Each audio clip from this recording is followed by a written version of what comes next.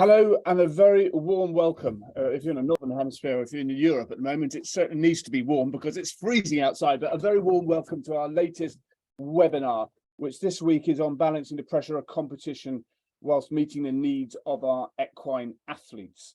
Many of you, because you've joined us by Zoom, will know that we're just going to mark time very shortly until our Facebook Live viewers join us, and then we'll be able to get kick-started properly. So a very warm welcome now to those joining us by Facebook Live for the second of our webinars of the winter 2022-23 season. The more astute of you will realise that this is not a Wednesday webinar, this is a Monday webinar, and that's all because of the joys of football. Now, if you don't support Argentina, Croatia, the team that beat England, I can't remember quite who that is. Oh, that's France, isn't it? Or Morocco. Then you're probably not interested in the World Cup and thinking in 4 years' time already. But anyway, that's why we're not on Wednesday and we're on Monday. So thank you very much for joining us tonight. And, you know, as many of you will know, World Horse Welfare have been running these webinars since June 2020. Indeed, our first webinar in June 2020 had a certain Pippa Funnell on that evening as well. So it's great to welcome Pippa back. But you can see all of those webinars on our YouTube page, and we'll put up on our in the chat function in a second where you can subscribe to our YouTube channel. The best way of seeing our webinars is live on Zoom, because then you can get engaged in the polls and easier to give Q&As and upvote and chat with everyone else. But you can also watch us on Facebook Live. And all the previous webinars, as I say, are on our YouTube channel. So please do take a look there and also tell your friends and family about it as well. So this evening, we're going to be talking about managing the pressures of competition, balancing the pressures of competition while managing the needs of our equine athletes. And we've got two people here who I'm delighted to introduce you to, who have got a wealth of experience in the world of eventing. One, has to be said, has slightly more experience than the other. But the term social license is something that many of us are familiar with now, and actually the importance of putting equine welfare at the very heart of everything we do with our horses, including during competition, but also how we're managing and understanding more about equine welfare as we do that. So I'm delighted that we have Pippa Funnell and Ailsa Wates joining us tonight.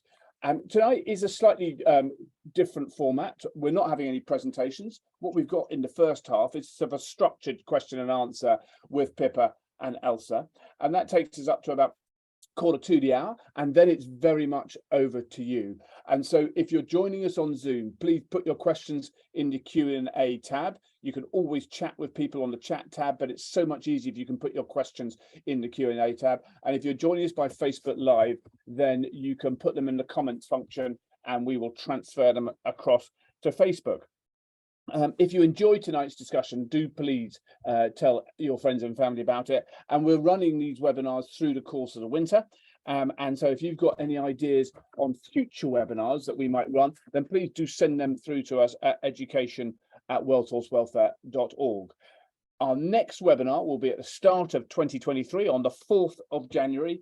And we will be looking then about how to cut costs, but not care. And we have a great array of speakers again then with British Equine Veterinary Association past president Lucy Grieve, Blue Cross's horse care manager Ruth Court, and our very own World Horse Welfare field officer Rachel Andrews. So there'll be a lot of personal perspective there, and obviously Rachel also has her own horse, so be able to talk from her experience personally as well as professionally. We'll put a link in that for you to sign up. Now it's time for me to share my screen. And there we go. And we're just going to start by having a very quick poll question. If you're on Zoom, you'll be able to get involved in this. And if you're on Facebook Live, then please do next time think about registering on Zoom and you'll be able to take part in the poll. As ever, there's no right or wrong answer. But have you ever experienced a situation where you later realised that the pressure of competition took over and the needs of your horse perhaps weren't prioritised as much as you would normally like? There are 4 options there: yes, no, once, and I don't compete, but I've seen this happen to other people or horses. So please get involved in that and give that some thought, and we'll come back to that very shortly. The first person I introduce you to now, our first panelist, Pippa Funnell, of course, would need no introduction to almost everyone. The first ever, and is it one of two, but the first person to win the Rolex Grand Slam of eventing, and obviously had multiple wins across the world. And of course, what we don't say here on Pippa's introductory slide, she was a previous trustee of World Horse Welfare and is now a patron of World Horse Welfare, which we are very proud and delighted about. And Pippa is a huge supporter of the charity, and for that we're really, really grateful. And secondly, Ailsa, who's competed at junior level in eventing up to Europeans, and now at senior level up to 5-star, has a number of horses working at the yard at the moment, and has spent time with the likes of Michael Young and Shane Breen. So she's obviously learnt a lot in her relatively short time in the sport about how to put equine welfare as a priority. So Pippa and Ailsa, it's brilliant to have you with us. Before I start, I'm just going to ask Basil if you can give us the answer to the poll question, please, Basil. Oh, look at that. That's really, to be honest, I didn't know how this is going to fall out, but that is really interesting. A third of you, yes, you have experienced a situation where you later realized you might have not prioritized equine welfare. No, just over a quarter. 20%, 1 in 5 of you saying once, and 1 in 5 of you don't compete have seen it happen to others. So that is really, and thank you for being so honest on that. That's really informative, and I'm sure we'll come up within during the panel questions. So anyway, a good evening to you, Pippa. You've just come back from holiday. I know. So yeah, no, very, very spoiled. William and I had a fantastic holiday away with some very good friends, and we got back this morning, so hence very lucky because got a bit of a tan, and yeah, thrilled to be back. And myself and William, like many of us in the horse world, you know, we don't get a day off a week. It's very much 8-day-a-week job, and we do just try and get away just at the end at this time of year every year. And it's great though to be back to see the doggies and the horses. So love coming. Yeah, bit chilly, but I'm sure I'll give it a day. Tomorrow I'll be on the horses again, obviously having to take it safely because everything's frozen, and luckily we've kept you know, a situation that's safe for the horses, so we are able to exercise them still. Obviously with the ice, you for sure you have to be so careful, but we're lucky we've got a situation that we can keep them in work. Yeah, brilliant. And Ailsa, a very warm welcome to you. You haven't just come back from holiday. No, not just back, no. Just at home riding, hacking mostly at this time of year, so ticking along, not too busy. Brilliant. And how are you coping with the weather? Oh yeah, all good. It's not too bad. I think because it didn't rain too much before it froze, so all the roads have actually been, until today, they've all actually been not slippery or icy, so hacking and everything has still been perfectly safe, which is nice. Normally it's the roads have been bad, but it's been all right. Good. Brilliant. Well, listen, being British, I could sit here and talk about the weather all evening, all day, but we're not here to talk about the weather, although I'm sure it will come up. So just run into a few questions then. Pip, come to you first. How do you go about prioritising the fundamental need, which we often describe as friends, freedom and forage, of your horses during the competition season?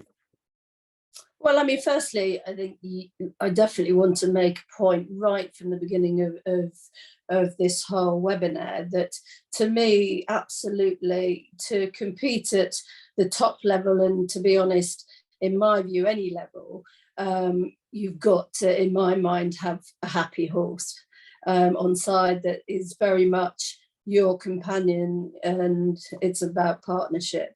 So to get that happy horse, for sure, that involves, it's not just about the work, it involves keeping the horse and giving him, as you say, his freedom, his friends.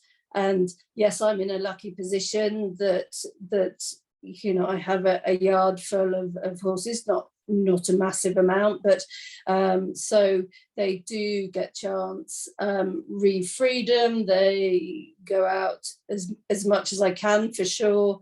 With my facilities at this time of year now, they're not going out each day because the land isn't such. So absolutely have to make sure, and I'm a real believer that they come out of their box every day, possibly a lot of the time twice a day.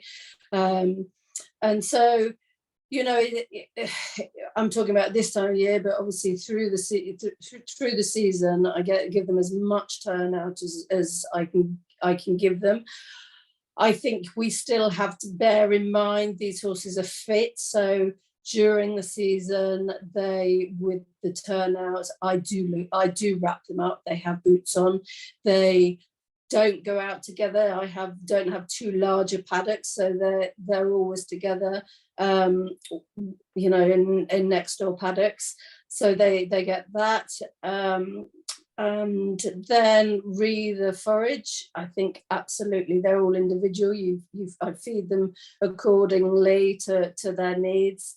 And yes, I mean, again, you know, to be physically on form throughout the year and that keeping that condition on, you know, I do give them, to me, a very top brand of feed, a good feed that I fed throughout my career, right from when I was 16, Norfolk Company, Allen and Page, a great feed brand, and I trust them and discuss things with them. And then the same, a very good quality haylage, and I give them haylage at a good quality because I haven't got the storage to get consistently good hay. But obviously, you know, for sure, I appreciate with this the costs go up, but to me, yeah, you work hard to make sure that the horses have the best of what they need in order to make them perform, but also to keep them happy and in physical top condition.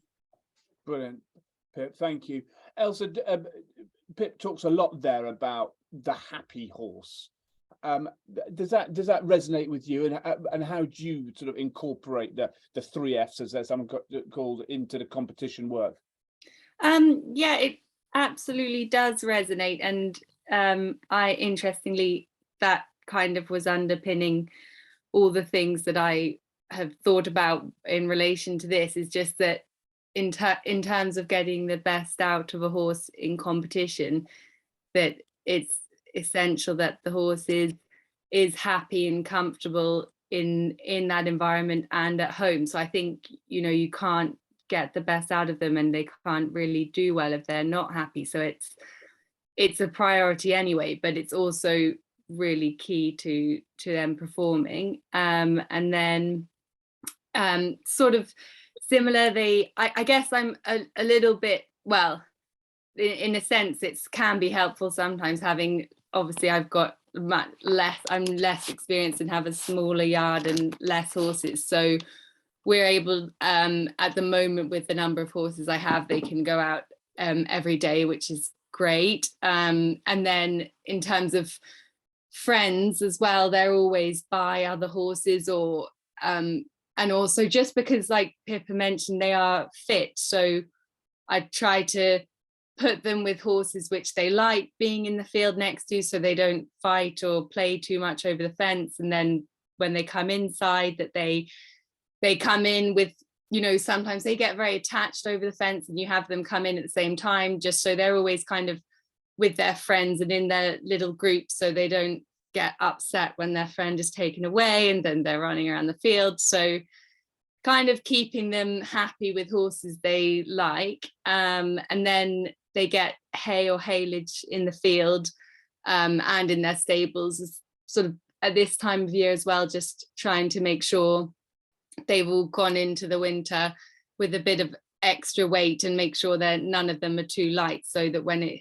these cold months, that they don't drop off too much. So yeah, sort of similar things, but 24/7 access to food, grass, and as much time out of the boxes as possible. Brilliant. I suppose because the danger, Pip, of talking about a happy horse is that sort of anthropomorphizes them. Horses are horses, they're not humans, and so when we think about them being happy, we just got to make sure that we're judging them on a horse wicket, so to speak, as opposed to a human wicket. Would you agree with that? Yes, I would absolutely, and I probably am one of the biggest ones that slightly likes to think that horses think like we do, and of course they don't. I mean, like today, I genuinely, when I walked into the yard, having not seen them for a few weeks, I genuinely thought they were pleased to see me, but that might be just because that's what I want them to be, pleased to see me. But actually I didn't do it now, but my girl took a lovely photograph of me because one of the horses was lying down in his stable, and he's one of the ones that's had just come in from his proper winter break. And she took a lovely photo because I went down and snuggled next to him on the floor, and the two dogs came in, and she took a lovely photo of me lying down.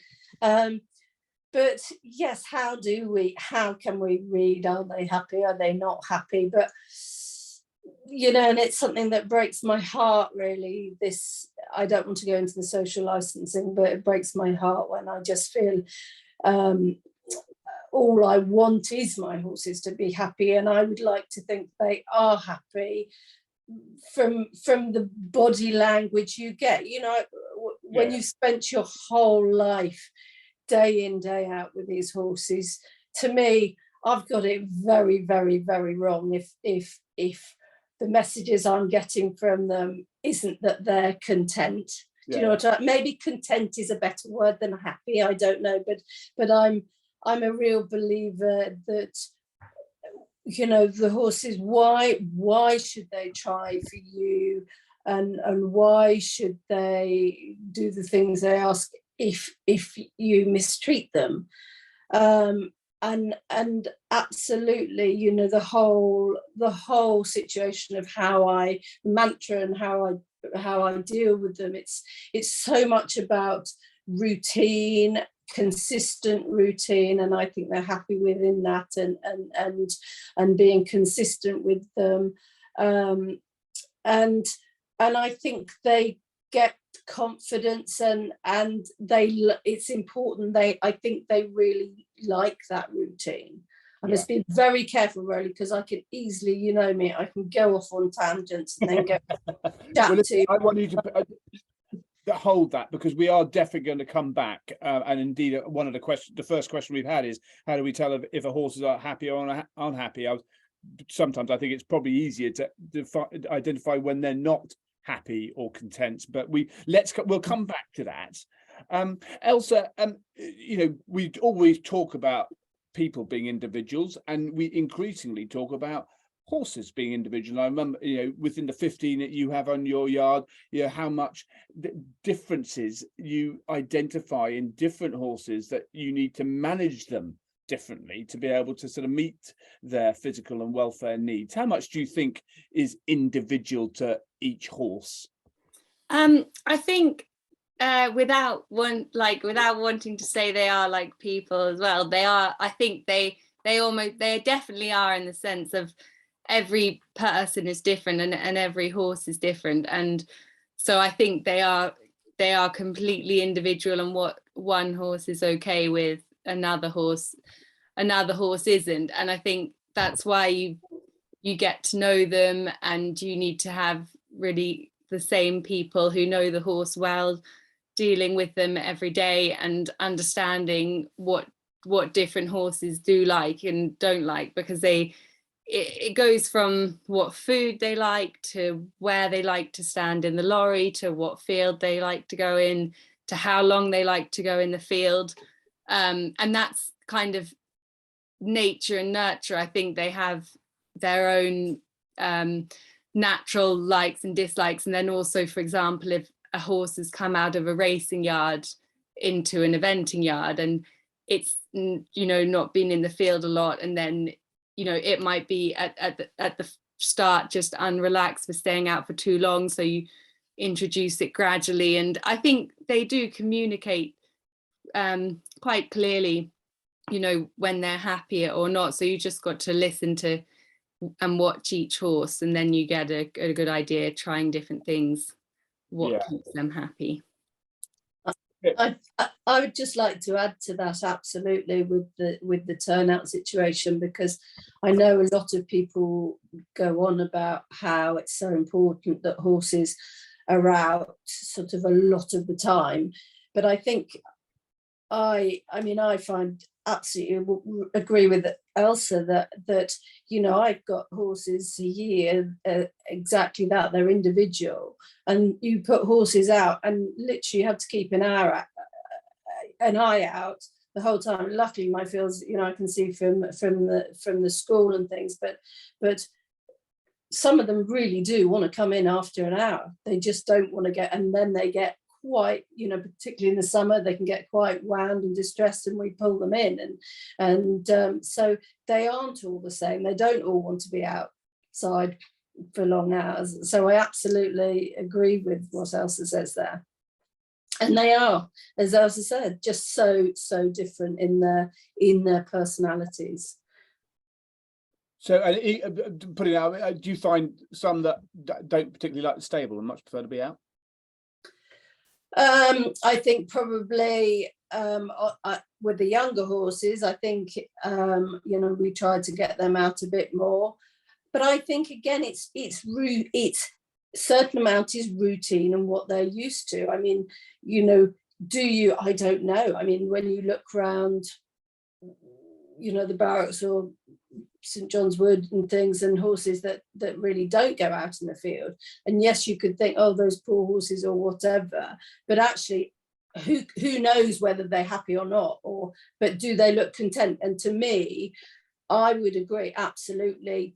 How do you tell if a horse is happy? But as you said, look at the signs. So I'd be more looking at if a horse is constantly weaving, showing signs that it is bored in its stable, then I would be very, very concerned. Do you know what I mean? That it would be those signs they would give off more, in my mind.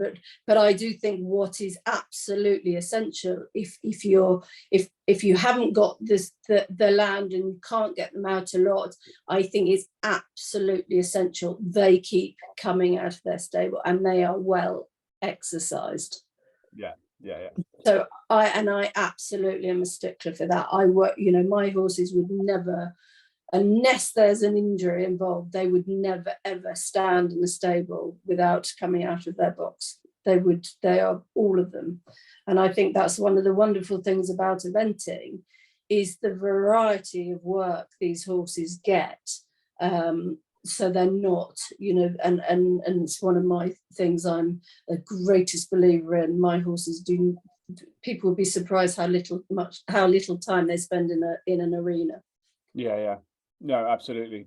So thinking more then about preparing for competition. Now, obviously, you've got the training and fitness for a major competition, but how do you prepare your horses outside that for other aspects of preparing for competition, of being away from home, Pip? I mean, what outside the fitness and training regimes are you thinking about?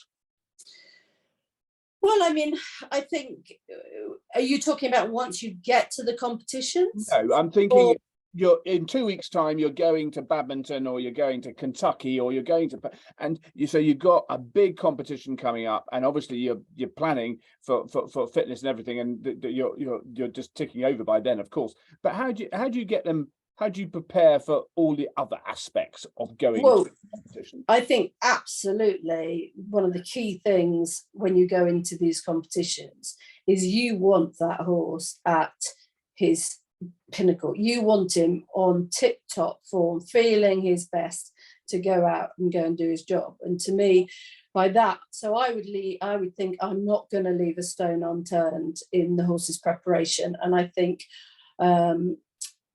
it's absolutely essential that you don't leave the fitness last minute, that it's built up over a long period of time, so that I like to always be feeling the last week I can back off these horses. Doesn't mean I suddenly don't give them any work at all, but I back off them so that they're going mentally really on song, physically on song, because I think where some horses, you know, and I'm really careful with my horses about not overtraining them. I don't want to be, you know, it's so important to have their brains on side. So why does a horse want to spend day in, day out in a school doing more and more and more dressage? You know, God, it would. So, you know, I'm always aware in all my training that, yes, you know, I try to work and we all want to be a perfectionist or whatever, but you've actually still got to remember,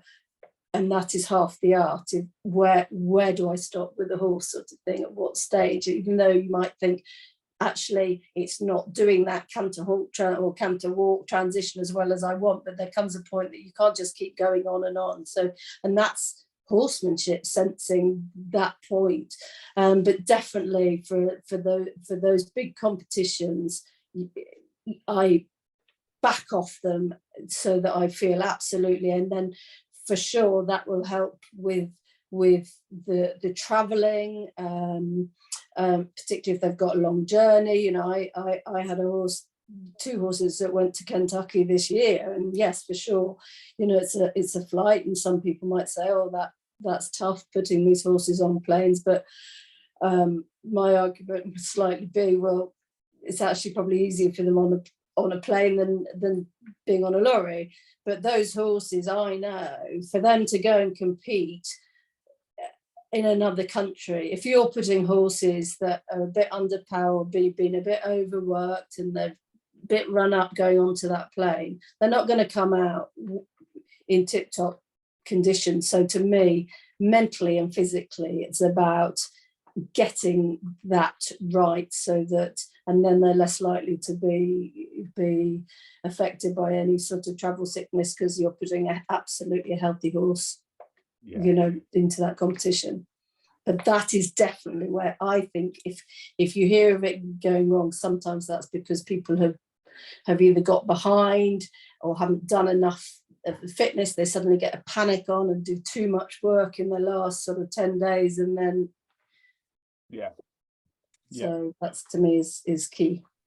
And Ailsa, for you, I mean, outside that fitness, and obviously Pip just spoke about not overdoing it, not trying to do it too late, but setting aside the fitness side, is there anything else you will do to prepare your horse for going to a big competition? I think if you had a horse that had a history maybe of having ulcers or something like that, you can put them on Gastrogard or an ulcer supplement, especially just before they travel.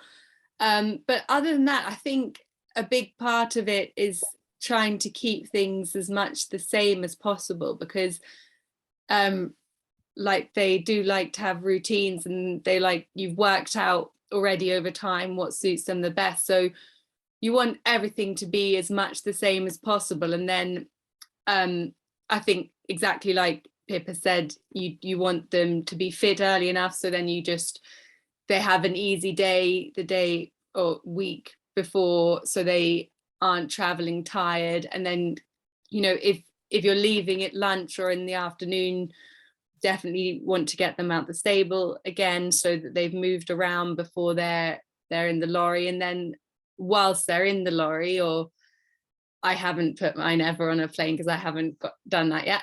But if they're in the lorry, you know, I do find a huge difference when you get there. If you had enough space that you can make the partitions bigger and they have room to travel, and then you have stops, take them off, give them recovery mash or something to make sure they drink enough on the journey, that makes a huge difference to how they feel when they arrive. I think a lot less stiff. You know, you want them to basically arrive like they feel at home. So it's just trying to keep everything as consistent, bring their food that they have at home with them, bring the same hay and haylage if you can, so that everything stays as similar as possible. Brilliant.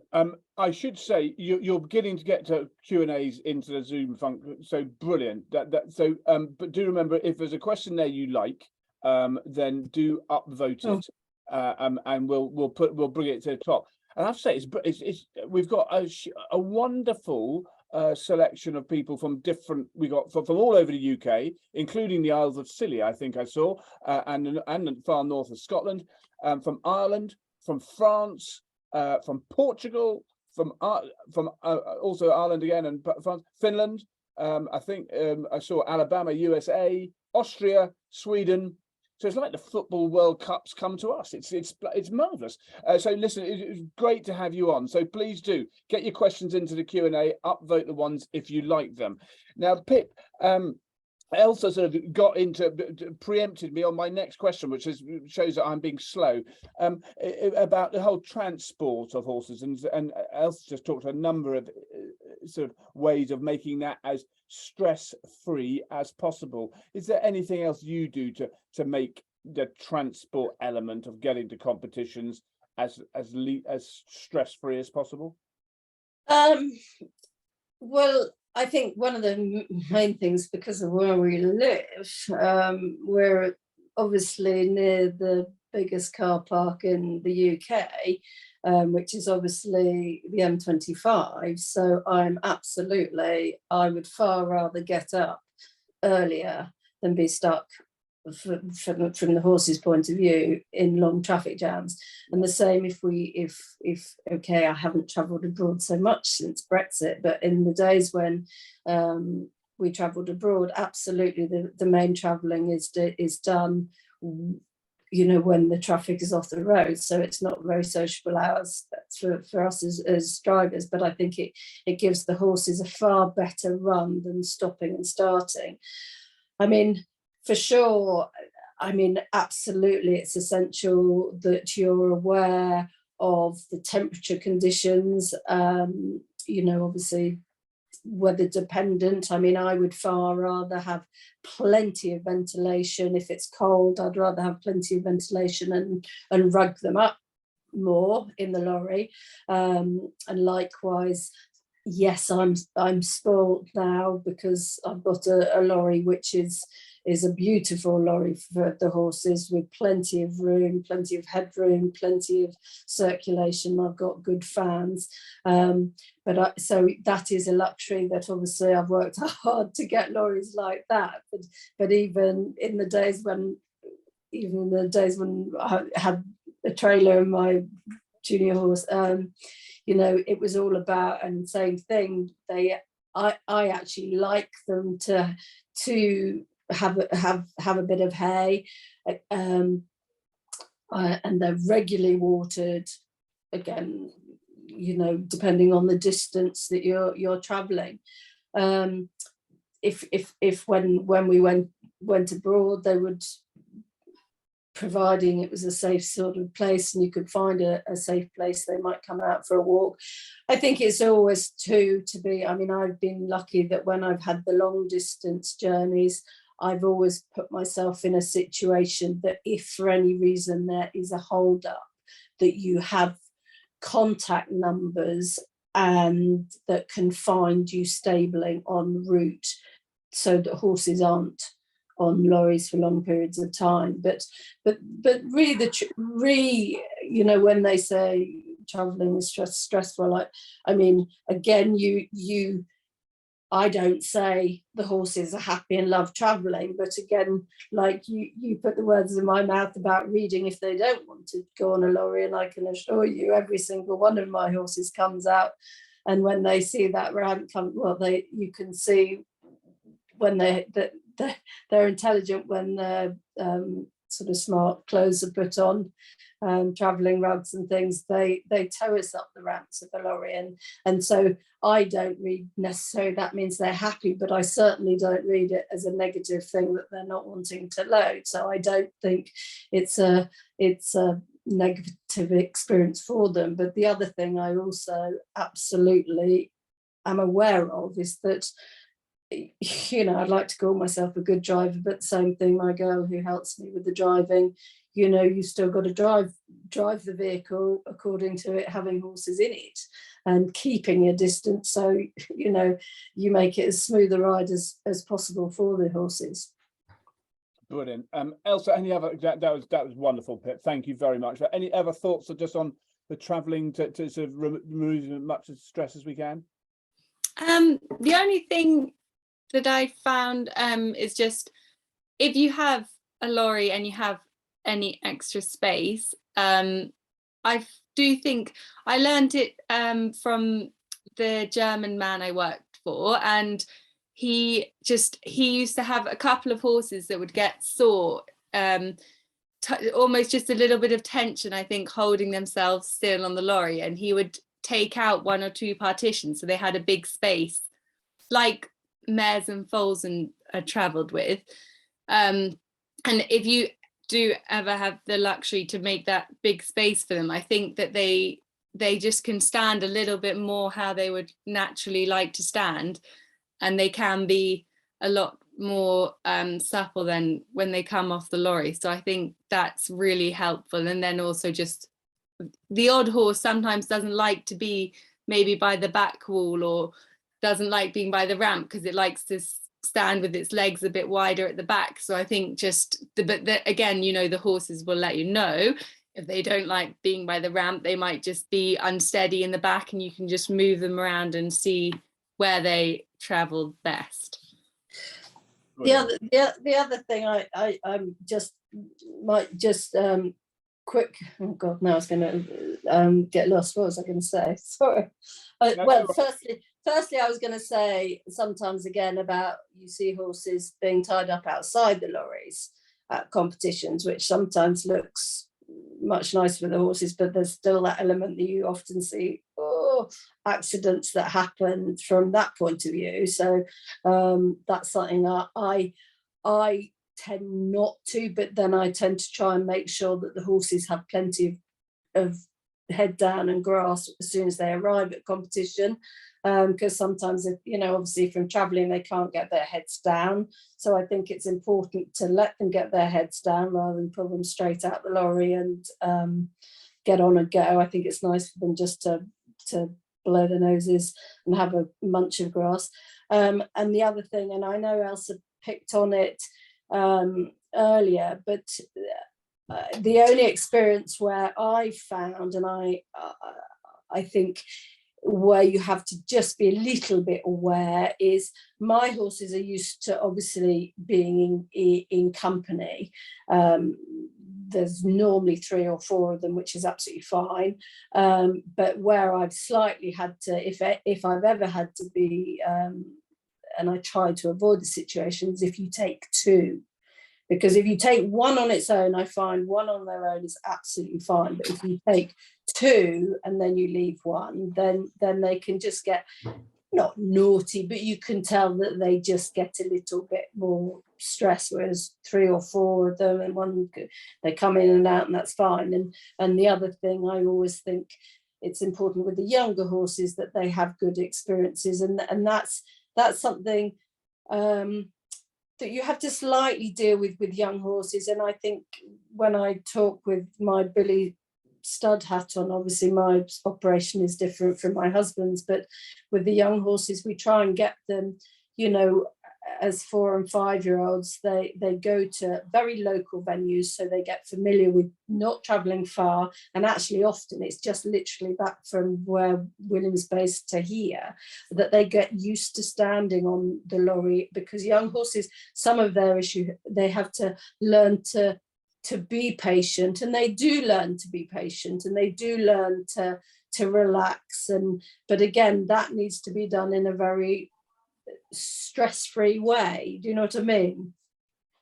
And likewise, just very quickly, so when you have a young one, I would always be aware, if I'm at a show, I won't leave the, if the young one's the first on the lorry up front, I won't pull the one next to it off and leave that one on its own without a person being with it.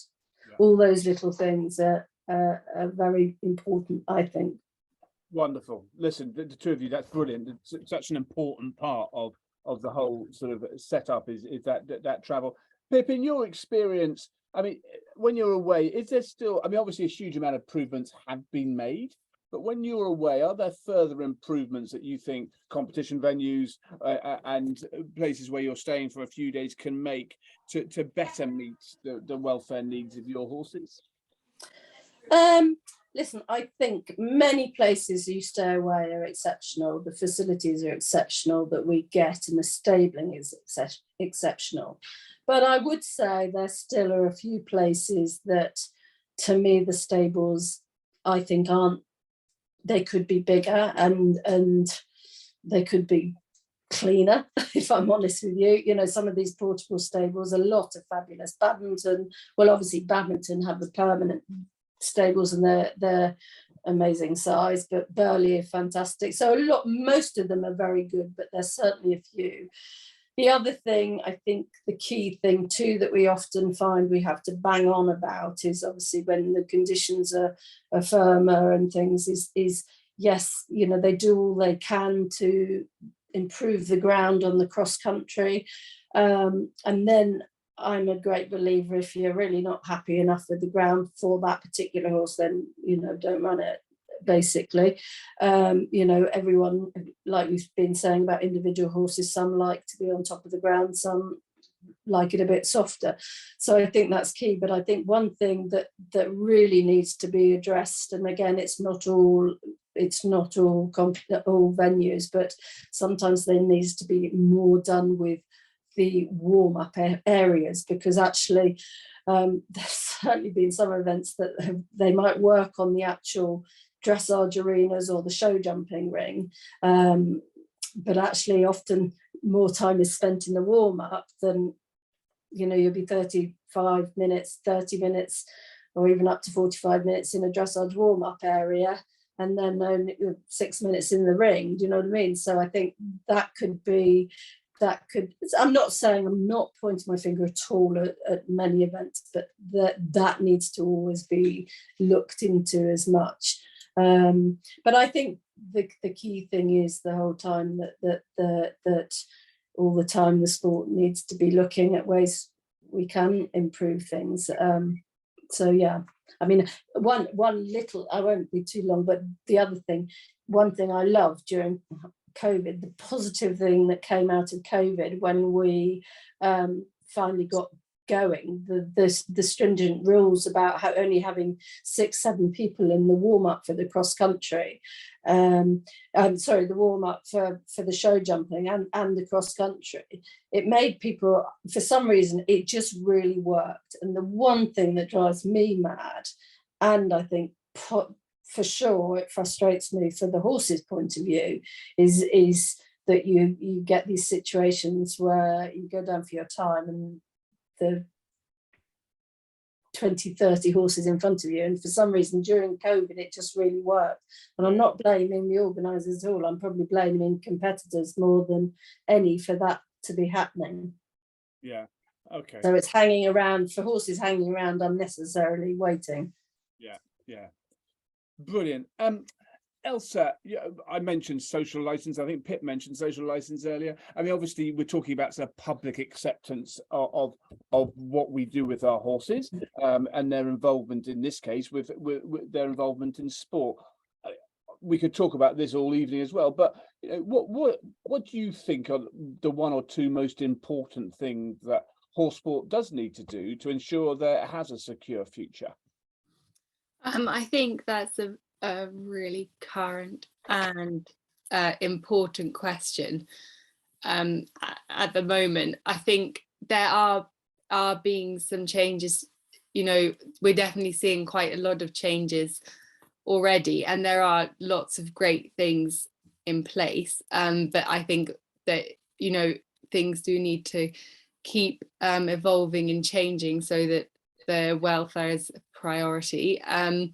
There's keep constant changes with the whip rules, and I think 2023 eventing is having another change for the whip rules, so all the whips will be padded for show jumping and for cross country, so they have to be these softer whips. And then also I think a lot of riders have requested a welfare and ethics working group for next year, so that's going to have riders from a grassroots all the way to top level experienced riders, who can then, everybody can say, you know, problems which they feel or have heard about or seen, and discuss that, so that we, you know, that everybody has their eyes open and is thinking of ways to make sure that the horse's welfare is you know, at the forefront of everything that's done. Brilliant. Pip, I know you'll have a view on this. I mean, anything that you would think is the most important thing that the sport needs to do? Well, I mean, I think I think so much of it, I think, you know, we've discussed this before in the last webinar that we did some time ago, and I think one of the key things to come out is educating and keeping on educating people, and you know, it's a difficult one, but it's still finding, isn't it? It's finding the right role models that really do have the horse's welfare absolutely at the forefront of everything they do with the horses. I think that's key. I think it's educating kids and youngsters from an early age. I mean, that's where I really think the Pony Club's great from that point of view, but it's also, it's a very tricky one, because you know, how do you say to the general public what you do? I mean, you to a certain degree you can see their point, but at the same time we talk about this mutual respect, and I think it's so key that we've got to put that across, is that these horses, you know, the vast majority are not trained by fear. You know, if you train a horse by bullying and the horse is fearful, you're not going to, or if it's trained with fear and force, you know, it's not going to work. And I think that's the key message that you have to get across to the general the public perception of the sport, that 99% of these horses are cared for very well, and they are loved, and they are not trained in a forceful way. But sadly some are.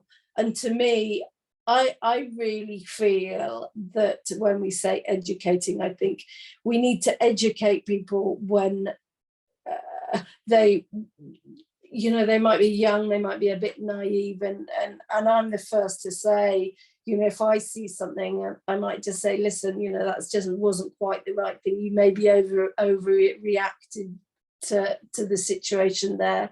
So I think it's important, but again, you have to say it in the right way. But I do think too that the national federations, maybe the FEI, I think, you know, if people are absolutely deliberately mistreating their horses, abusing their horses in any way, or are breaking rules, they need the book throwing at them. Personally, I think they need to be made and set an example of. But that doesn't mean, you know, for sure they're going to always be the odd situation when people just make the wrong call, and you know, that's why to me it's so important that you have someone that really judges, particularly our sport with eventing and cross country. And I think really they need an outside person with a real welfare issues at heart, that, like we discussed it the other day on a Zoom, that the ground jury have an awful lot to cover, and we sort of were saying, you know, why don't you just pull in an expert or a couple of experts in cross, say someone like Andrew Nicholson, who's one of the best cross country riders in the world. He's retired. Pull someone like him in that can really monitor these cross country, you know, these big events closely, and they can see when things actually, listen, they need pulling up now before it, because sometimes we've seen it, and it doesn't happen very often, but we've seen people making the wrong call and not pulling up a tired horse, and that's where I think you need someone, you know, that can really see that. A practitioner, somebody who really is, yeah. No, I know Listen, we could talk about that, and as We you say, could, we we could. we have had a previous webinar on that. Two very quick questions just to finish. One for initially for you, Ailsa. Do your horses get any downtime, such as over the winter? Do you turn them out? Yeah, I mean, the younger they are, probably the longer breaks they have. So I definitely think, you know, for example, once they've been broken in or something, they go out again and they definitely come back in very different. Just, you know, I think they've had time to think about what they've done, and they're just, you know, a bit more mature when they come back and everything's had a rest. And then with the older horses, say, you know, horses are going on longer and longer in the sport now, and it's amazing, you know, horses winning badminton being 17, 18 years old. And I think those older horses, maybe they don't want to go out necessarily for a whole 2 months. I mean, some can, some can't, but maybe they just have an easier time. So they'll be in the field, maybe they'll just do walking and trotting, just easier hacking,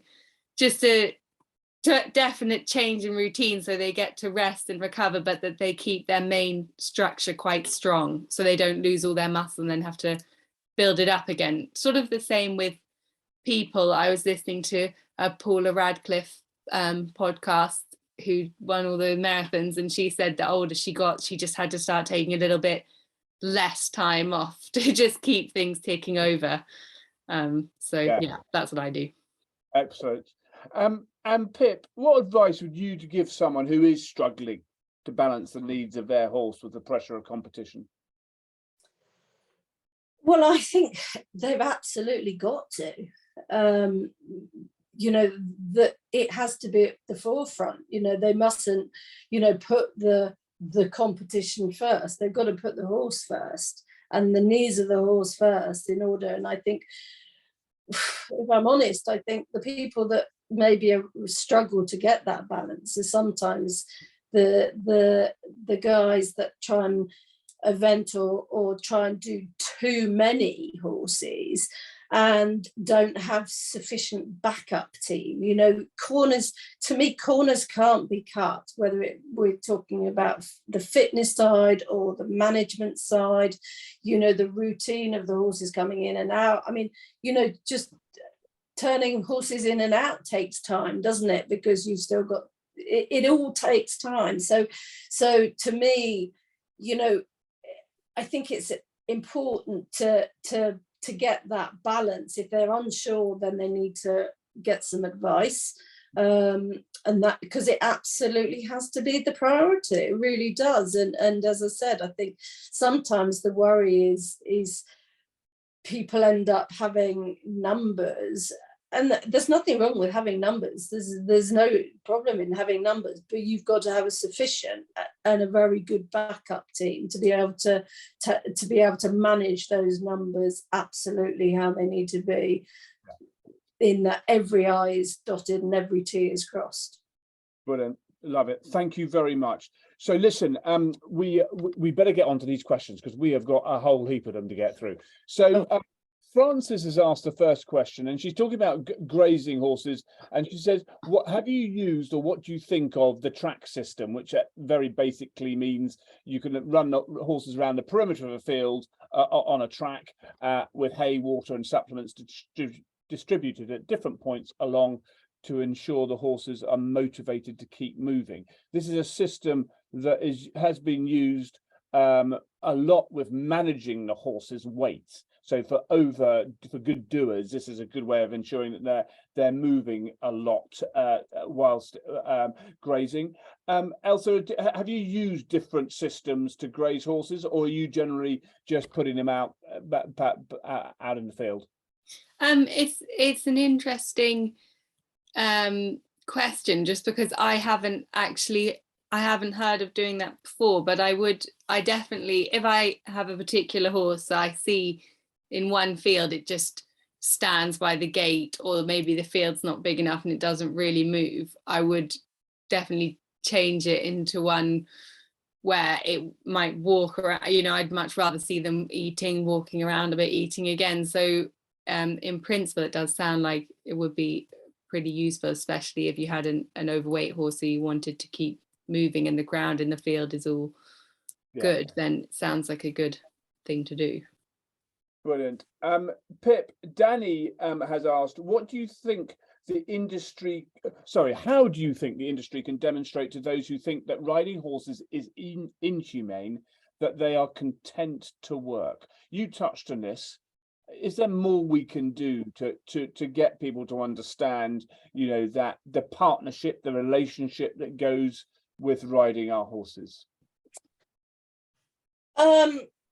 I mean, I do. It's a difficult one to how can they get to see that, because I would genuinely be happy if anyone at any time came here and wanted to just see the daily routine and what these horses do, and they see the diary of what the horses do, that it's a, you know, it's a planned out week each horse has, you know, A, according to their individuality, B, their needs. So it's so specified, but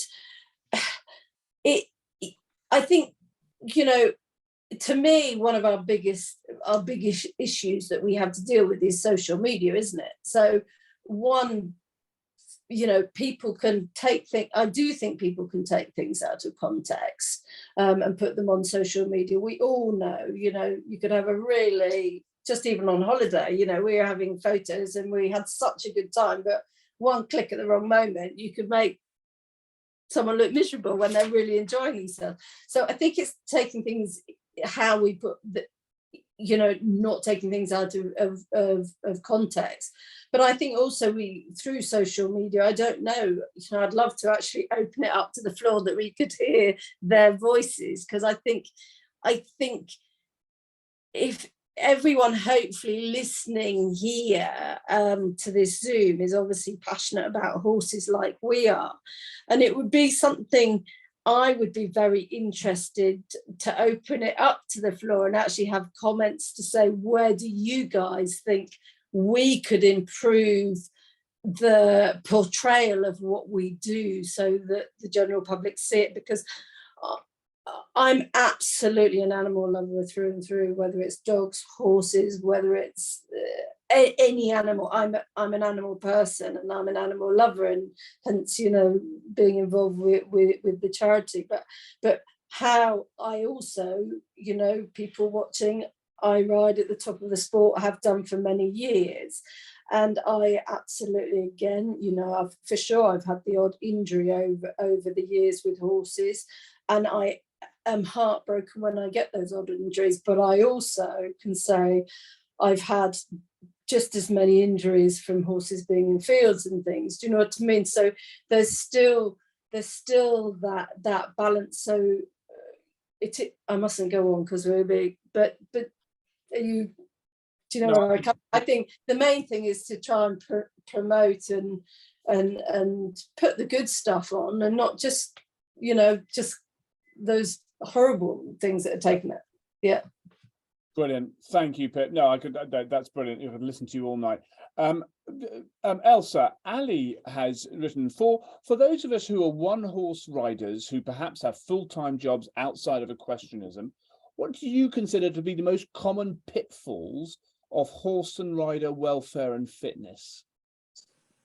I think it would be definitely trying to get the horses out the box enough and in a routine. So I think it's really important that I feel like where I learned to ride and everything, they all had to come out twice a day at least, and I do, so that's just, for me, I think that's really important. So I think you've got to have somebody being able to take them out, unless in the field for, like, you know, they're in the field for 5 hours or 4 hours, that's fine. Because I think in the wild, they've done studies that horses move around for about 4 hours naturally by themselves. So you want to try and keep it as similar to 4 hours moving as possible.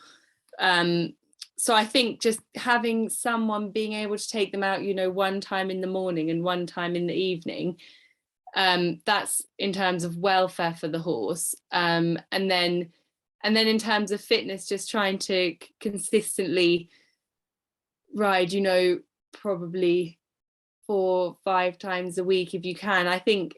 And maybe if you're away, getting somebody, or you've got a problem at work, getting somebody else to come and exercise the horse for you. But they go hand in hand, because if you can have them coming out the stable twice a day, your horse is moving and will have a degree of fitness.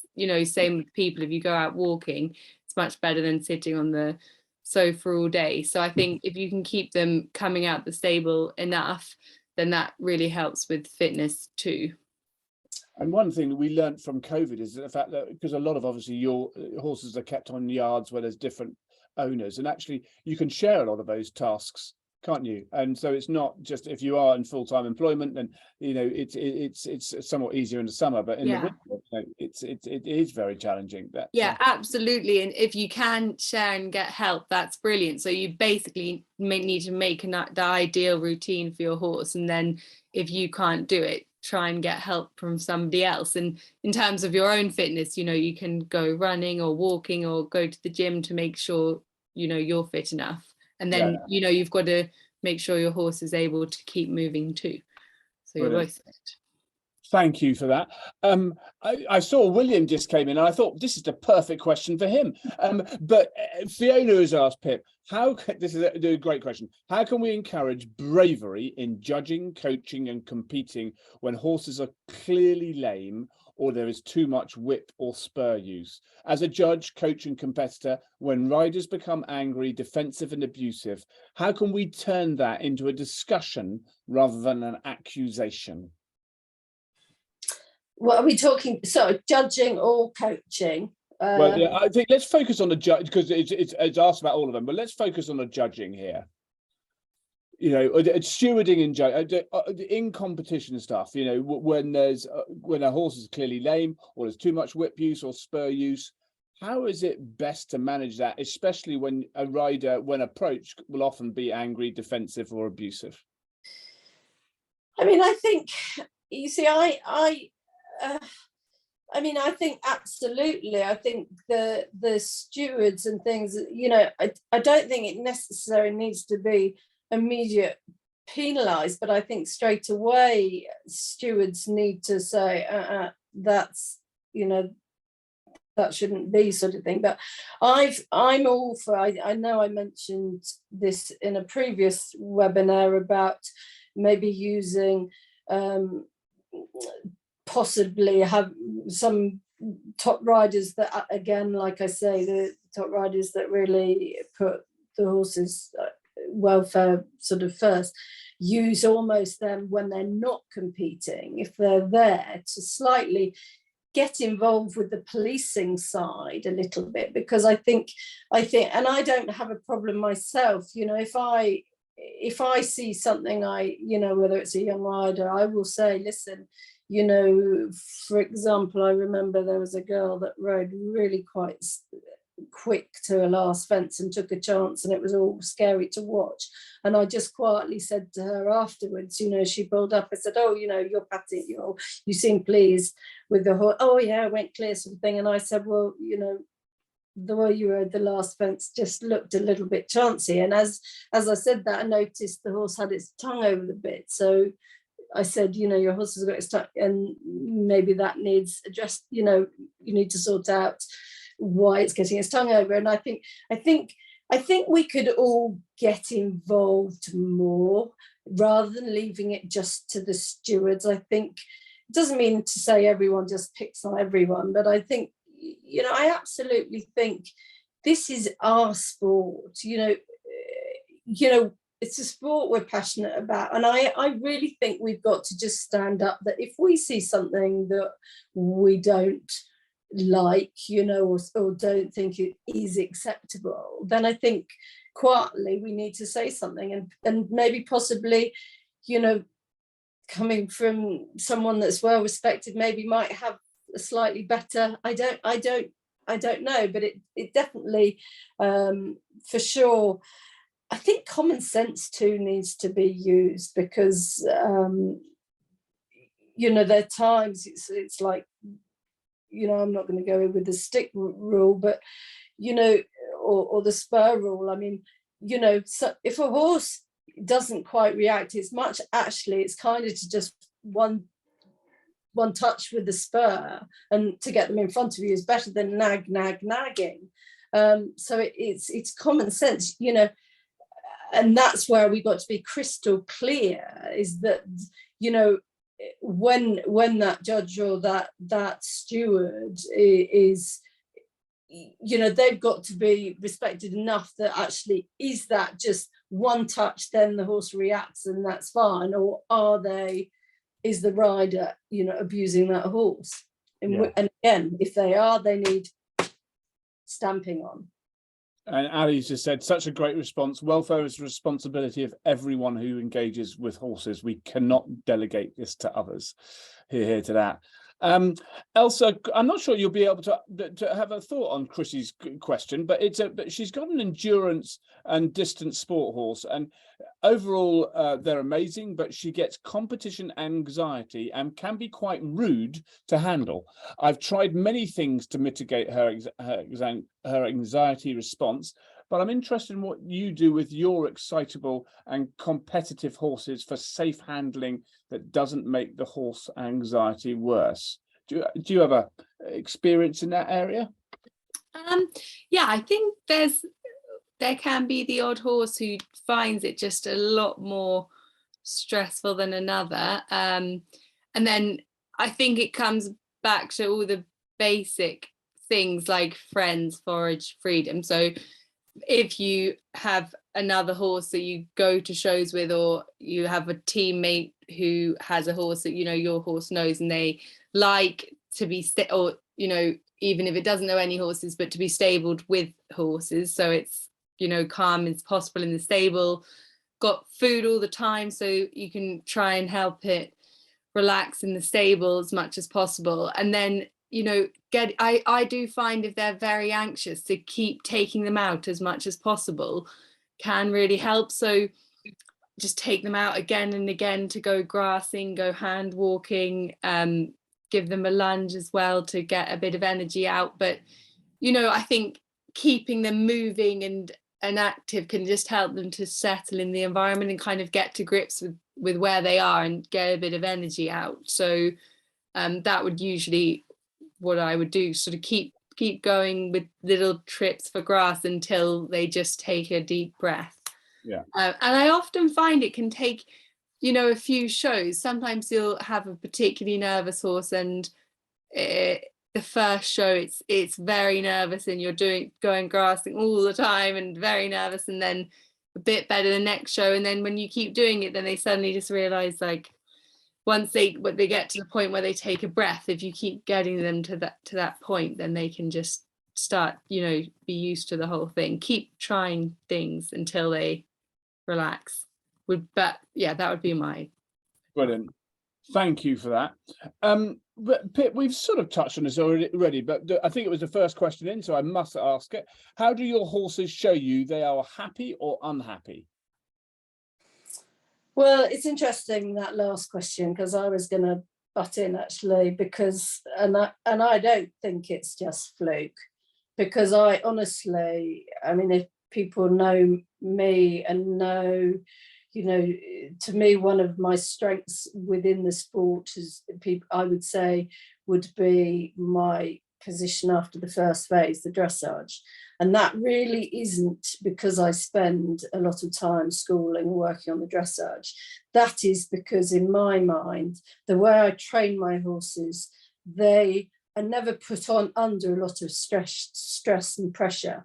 And so they are, I can honestly sit here and say, I don't have a problem with anxious horses, because I absolutely feel the way I train them and the system I believe in and have stuck with throughout my career is all about working on myself to improve myself. The way I train my horses is if I have a problem with a horse, I don't think this is a horse related problem. I think, how can I do this differently to communicate better that the horse understands? And I would think often about myself. And so, and that's like, we're lucky in this sport that we can keep going for many years. And over all the years, I find the way I can keep doing it now and ride as many horses, because over the years from experience, I've learned to do so much less because of the way I communicate. So I don't need a lot of leg. I don't need a lot of, the way I do it right from the beginning. And I think through that, in my body language with the horse, I think they learn to trust me, so that when they're in a stressful situation, whether with a lorry, whether it's not a lorry, whether you've got lorries coming out hacking, or at a new competition, or they realize that I'm actually there to hold their hand. And I think the biggest mistake is our body language, and with young horses, if they spook, we suddenly slightly stiffen and grab, and you've got to go past it now, rather than actually staying relaxed and saying, don't worry mate, I'm holding your hand, it's not going to bite. And I think when you deal with these young horses in that way, I think, and luckily I have most of mine I've had from young horses, and I absolutely believe that system keeps them happy and relaxing in a good place. And it doesn't mean to say horses don't get to competitions and they can come out and be fresh. And if they're fresh, the one thing I don't do if they're fresh at a competition is try to do dressage on them. I'll canter just out of my stirrups, off the back, keep it easy, get them just relaxed through just getting the edge off them before I start trying to work them. And people go wrong. They try and work the horses and put them into a shape for dressage, when the horses are wanting to look at what's going on around them. Give them chance, give them time to take in their environment. Brilliant, thank you. And could I just say with that, I just do think that's such a great point. And somebody once gave me some advice of just trying to think. I had a horse that was just quite nervous, getting ready for dressage day, and they said, if it was a person, how would you, if you were very stressed and trying too hard and just a bit anxious as a person, would it help you if somebody was saying, why are you stressed? We've got dressage in a day, you really need to relax now. And then, they said, what would help you? And I think trying to think, imagine if it was you as a person and how someone could help you to relax. And like Pippa said, just saying, that it's okay that you're stressed. I'm here, I'll show you how to relax, and that everything's fine, not to worry, and thinking of it like that, like Pippa was saying, is just can make the biggest difference to how quickly they do relax. Love it. And animals are so clever. I mean, I've got a young dog, absolutely adore the dog, and they're so quick, whether it's dogs, horses, to pick up the vibes. And the dog, my little dog, is absolutely fine, but as soon as you get somewhere, and he can make a bit of a noise when a stranger walks in, and if that stranger walks in confidently and talks to him in a confident way, he's absolutely fine. As soon as you see the guy or the person that's normally DPD men at this time of year, get nervous, then he senses it. And I think we mustn't underestimate the massive effect our way we are, with our voice, with our touch, with our hands, and the way we communicate, how intelligent horses are to read that. Yeah. And we found out that the Funnell household do a lot of mail order this time of year. So that Right. It's amazing what you find out one of these days. Pip, George has asked, how do you feel about age ranking classes? Do you use these as a guide as to where a fit competition horse should be? Or is this what some people push for and end up with a broken, unhappy horse at the end of it? again, it's all about individual horses and where they are in their physical maturity. I mean, I think, you know, we're producing a lot of young horses, and every horse varies, but we do very little with them.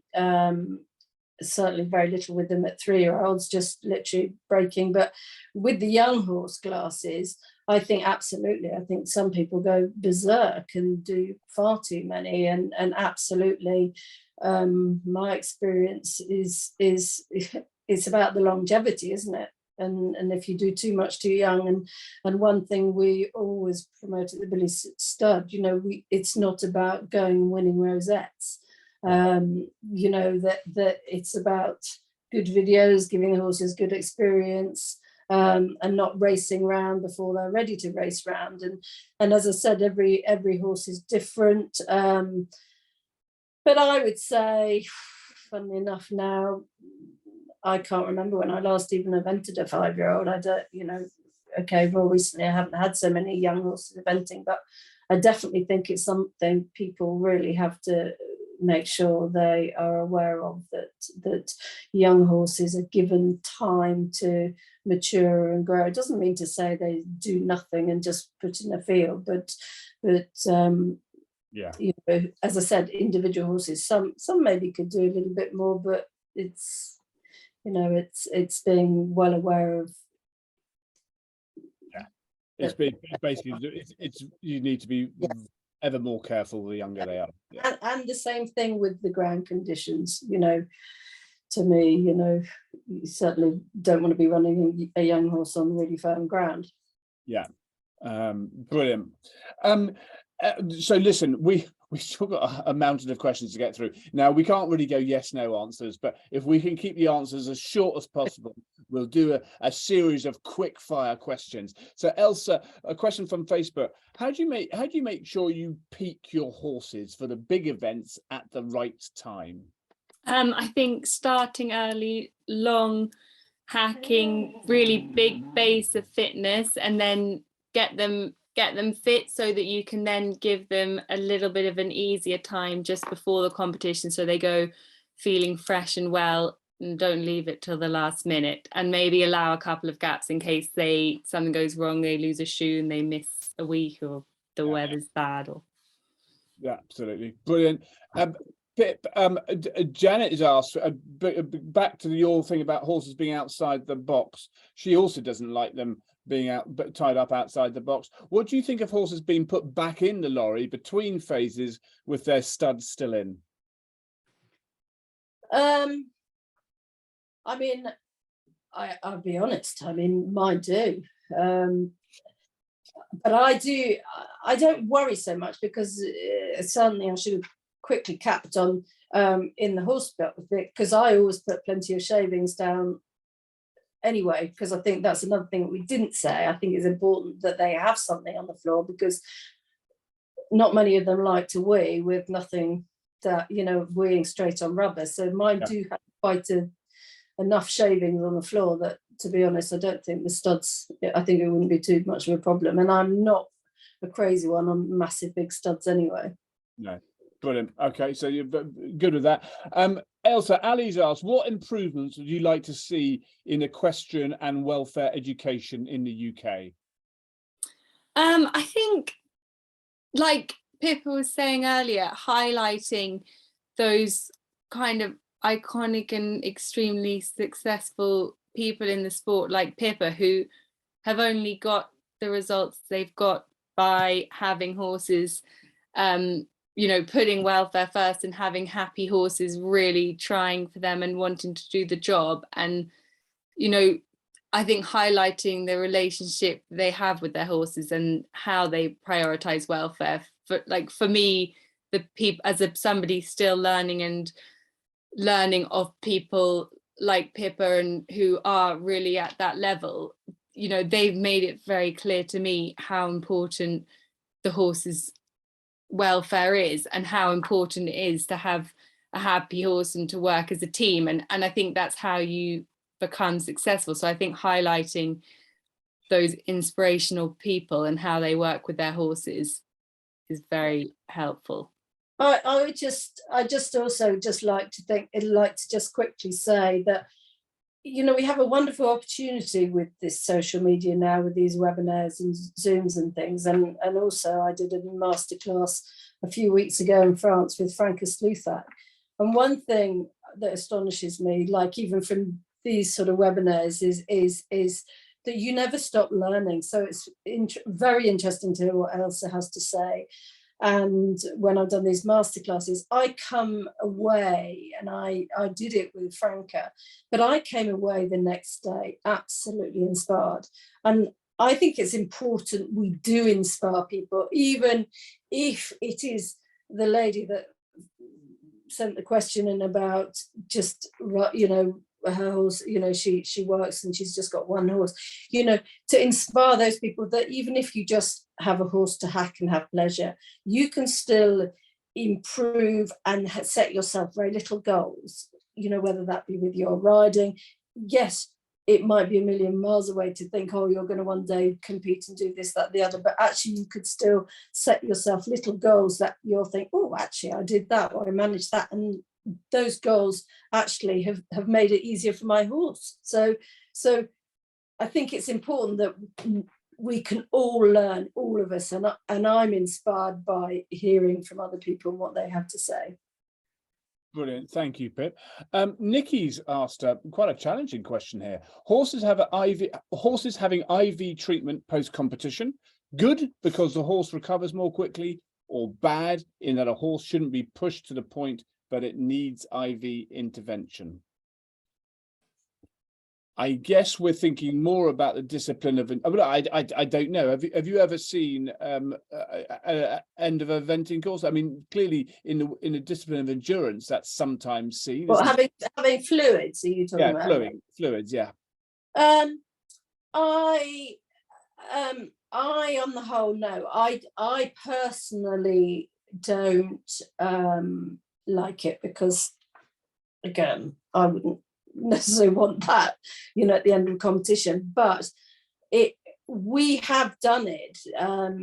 I think, I can't remember whether it was Athens, because I think there is a place for it, if, you know, like we all know with the games or something, where you get the temperatures very hot and everything is done with the horses welfare, with the cooling fans and everything else. But if they have lost a certain amount of fluid, then that would be the only time, to me, that they can't maybe drink enough to, but that's, you know, if they are dehydrated. But I've probably in my whole career, I've only really ever done it once, maybe twice, you know. So I don't do it, but I have seen it done. And Chrissy's quite rightly picked me up saying IV fluids aren't done in endurance unless a horse is in trouble, which is very much mirrors what you've just said there. So we're saying no to that. Ailsa, Louise has asked about modern pentathlon. Obviously, at the Tokyo Olympics, there were some very unfortunate scenes. Riders are riding unknown horses. Is this fair on the horse? I think it's obviously easier if you have a partnership and a relationship with the horse, and eventing especially, there's not a lot of people just hopping on horses and going to competitions, because a partnership is really important. But, you know, if there's a sport where that's the rules, I think, you know, every horse is different. They're all going to be slightly different in abilities, even though they try to make them the same. And you would naturally get on with some best than others. But I just think, you know, that was really pretty awful what happened at the Olympics. And I think, you know, you have to just do the best of what you have and work with the horse you get as a team. And you're not going to change a horse and fix the horse in 2 minutes at the competition. So I think you have to work as a team with the horse you're given if you don't know it and there's no other choice. Thank you. Obviously, Madam Penthafham, there will be a questionism at phase at Paris, but there won't be thereafter because I have since dropped it. I just thought there's a couple of really good comments here that I just thought I'd share with you. Claire picked up on what something you were talking about earlier, Pippa. We need to be conscious of human behavior change. We should be focusing on calling people in rather than calling them out and potentially ostracizing them. So actually we've got to bring people with us in this whole discussion, haven't we? As you say, there's clearly a time for throwing the book at someone if they've broken a rule, but in the main, we've got to change behavior, we've got to bring people with us, haven't we? Which I thought was and that relates to Sue's comment, lifelong learning, so exciting, an absolute prerequisite for progression. I couldn't say it better myself. So that's actually, listen, I am very sorry. We haven't got through all the questions. We've got through a number of them, but I'm really sorry for those who we haven't managed to get to. We've obviously covered so many questions, both during the structured piece and when we opened it up to some brilliant questions from the team who've joined us tonight. Ailsa, having heard of all of that, what would be your sort of concluding comments, take-home comments, key messages from what we've discussed? I think they're sort of similar to where we started, just that relating welfare to competition. I think, you have to get the best out of a horse in competition. You have to have the horse feeling at its best, having the best welfare and treatment that it possibly can. And then, that shows through because you have a happy horse working with you at competitions. So I think the two just interlink and you can't really have one without the other. Absolutely brilliant. Thank you, Ailsa. And Pippa? Well, I would sort of second that, really. I think that's one of the key things the main thing, that the message we've been trying to put across the whole time. And I do think it's very interesting, going forward, and I think we've all got to pull together exactly and read the social license and go and pull together and think, how can we keep the sport and the horses, not so much the sport, more the horses, because I don't think it's actually in the horses' best interest for them just to only be looked at in fields. I don't think, I think it would be very sad if social licensing, wasn't acceptable and horse sports were banned. I think it would be tragic for the horses, actually. I really would. That would worry me more. And likewise, you could sort of say the same again with dogs. Where does it stop? In this day and age, where does it stop? But the key thing is we've absolutely got to keep promoting good horsemanship, good management, and absolutely their welfare comes absolutely at the top of the list. Brilliant. Well, and that sums it up so well, because I think, many people have heard me talk about it, maybe, but it is, I'm a real optimist, and there is so much good in the horse world, and it's a matter about sort of better sort of using the world of social media and everything else for that, but also just accepting that it's not perfect and we are learning all the time, and challenging ourselves and bringing people with us to improve everything we do. And you the two of you have given us so much food for thought during this webinar about some real practical tips about how to prepare your horse for competition and manage their needs during that time, especially during the travel and everything else. So Ailsa and Pip, thank you so much for joining us tonight. Thank you to everyone for joining us online. Really good to see you all, or certainly read you all your great questions. Just remember, there is the small matter of a couple of football matches coming up, but we don't worry about that because there'll be no football matches that we need to worry about on the 4th of January when we'll be got our next webinar, which is, as I mentioned earlier, about cutting costs without cutting care, and that's going to be on Wednesday the 4th of January at 7 p.m. UK time, and we put a sign up in the chat for that. thank you again to Pip. Well, we had William, and now far more importantly, we got Pip's dog. So it's great. Thank you to Pip and Ailsa. Thank you so much. You've both been absolutely brilliant. And it only remains for me to wish you all a very Merry Christmas when it comes, and a happy holiday season wherever you are in the world. And I look forward to seeing you in early doors of 2023. Thank you so much indeed for joining us. Bye. Bye.